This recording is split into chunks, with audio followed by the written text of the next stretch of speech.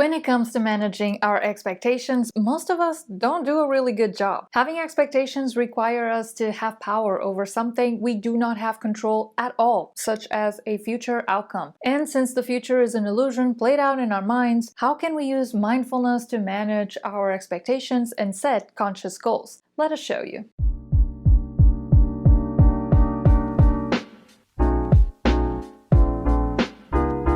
Hello, welcome back to Earthshine Collective.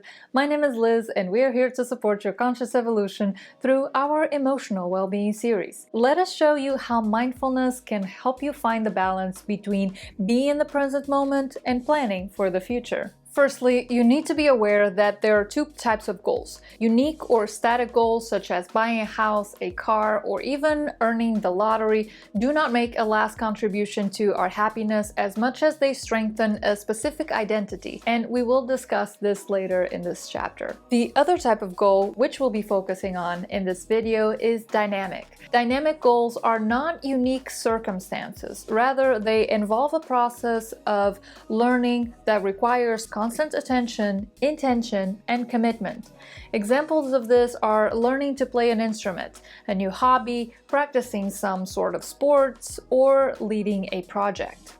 The future is a concept. It's not what is being experienced, but something that occurs in our minds. Focusing only on the future makes us lose contact with the very essence of life, which is this moment. Here, the doing in and of itself is also the goal. Dynamic goals are more likely to lead us to long-lasting happiness, and this is especially true when these goals strengthen our connection with other people. So to consciously set a goal, we must choose to return to the here and now. We use the power of our mind's imagination to jump into a desired future, a later now moment that will make us feel something we do not yet feel, and then return to this moment. By reminding ourselves of that future feeling state and then returning to the present moment, we're more likely to achieve that goal. That feeling state creates a system, the path we are carving towards manifesting our goal. With this system, we can devote our attention to being in this moment instead of getting caught up in the thoughts about the goal or the gap between now and the goal. For example, focusing on the act of writing an article sentence by sentence rather than the deadline. When we focus on the actions that we can take today, we have more resources available. If our goal is dynamic, that is, it can only be achieved through growth, then this now moment is the playground in which we get to learn how to reach it. We can focus on how that goal will make us feel once we achieve it, and then we bring that feeling into the present moment and use it as a compass to guide our actions towards that goal. Doing this will result in less frustration and increased productivity because we narrow our focus between what we're doing right now and the goal we aim to achieve. We become less frustrated by this gap because we become less aware of it, but we also see it as valuable time to experience our lessons and adapt to the growth that achieving that goal implies. More importantly, once we hone in on the task that we are doing now, and we're not talking about multitasking here, which is very unmindful, we become less distracted by stressful thoughts. We simply do not make time for them. In the present moment, anxiety and worry cannot exist either. If something we are afraid of is happening right now, we usually get busy dealing with it. So when stressful thoughts do arise, mindfulness helps us notice them and return our attention to the present moment. Growth and expansion don't occur the moment we reach our goal, but in the process of working towards the result we want. When we set a goal, we want to have a complete picture of what we wish to achieve.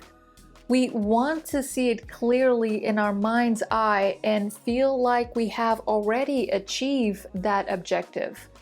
Once we tap into this feeling, we can shift our attention to the present moment and focus on the actionable steps we can take right now that will move us towards that goal, with the expectancy that if we keep showing up consistently, we will achieve the desired outcome.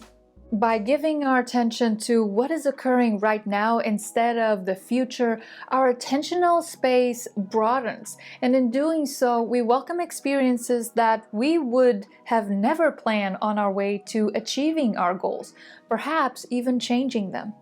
And unlike expectations that keeps us trapped in the limited reality our minds can conjure right now, expectancy or sustaining that future feeling state can be used as an emotional guideline in an active way for our desires to be realized and experienced.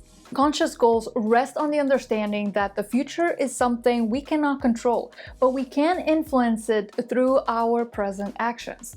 With mindfulness, we can reflect on our intentions to be aware of why we strive for that goal in the first place. Do we want to be a writer because we will be famous and influential, which is a static goal, or because we like writing and can inspire others as well as ourselves with our writing, which is a dynamic goal? Within this space of reflection, we can learn to apply so-called intentional activities, such as being grateful for what is, or reviewing how we're feeling about our path. The focus is on the here and now rather than what needs doing or what is still missing. Having more clarity on the path to achieving a goal makes it easier to see that this moment is more than just a building block for a specific goal. It is a place of growth and self-development, an opportunity to contemplate our journey and celebrate the milestones towards achieving our ultimate goal. This movement becomes an unfolding that you are inviting to happen within you. Remember that mindfulness is the ultimate form of non-doing. Its only goal is for you to be what you already are. It's a journey of being more by doing less. So even if your life requires goals to set a preferred direction, mindfulness will always invite you to return to the present moment and create that path from here. We hope you're having fun exploring these perspectives with us. If you do, go on and tell us about it in the comments section below. Also, please give this video a thumbs up, share it with someone you think needs to see it, and subscribe to our channel for more videos like this.